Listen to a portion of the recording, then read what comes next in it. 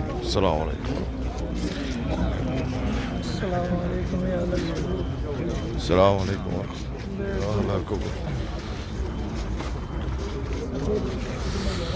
জান্নাতুল বাগি, পুরো এরিয়া জান্নাতুল বাগির পুরো এরিয়া দেখছেন নেদলিয়ানে আছে। পাবলিকের সুযোগ দিলে পাবলিক কি যে করবো নিজেও জানে না।